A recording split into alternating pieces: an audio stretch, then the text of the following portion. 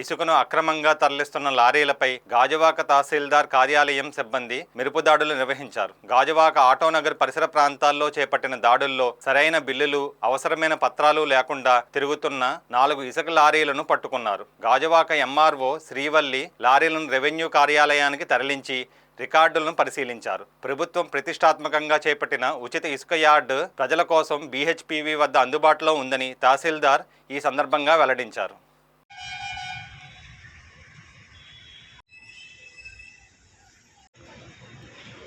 రాష్ట్ర ప్రభుత్వం ప్రతిష్టాత్మకంగా ఉచితంగా ఇసుకను ప్రజలకు అందించాలన్న ఉద్దేశంతో మన గాజువాక ఆటో నగర్లో ఒక ఇసుక డిపోన్ అనేది ప్రారంభించడం జరిగింది.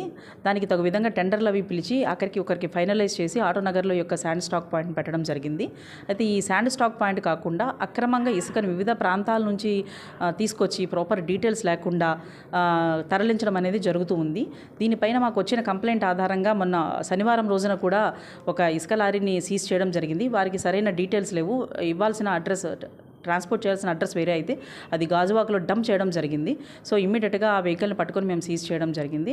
అలాగే శుక్రవారం రోజున కూడా శాండ్ విజిలెన్స్ వాళ్ళు కూడా ఒక 3 వెహికల్స్ని ఈ విధంగా అక్రమంగా తరలిస్తున్న ఇసుకను పట్టుకోవడం జరిగింది. ఈరోజు ఉదయం కూడా మాకు ఒక కంప్లైంట్ ఆధారంగా మేము ఆటోనగర్లో మరొక 3 వెహికల్స్ని పట్టుకోవడం జరిగింది. వాటి యొక్క డాక్యుమెంట్స్, ప్రాపర్ డీటెయిల్స్ అయితే లేవు. ఆ యొక్క డాక్యుమెంట్స్ని పరిశీలించడం జరుగుతుంది. పూర్తి స్థాయిలో పరిశీలించిన తర్వాత వాటిని సీజ్ చేసే విషయం అనేది మేము చేయడం జరిగింది. అది శనివారం రోజున జరిగింది. BC రోడ్లో మేము పట్టుకోవడం జరిగింది.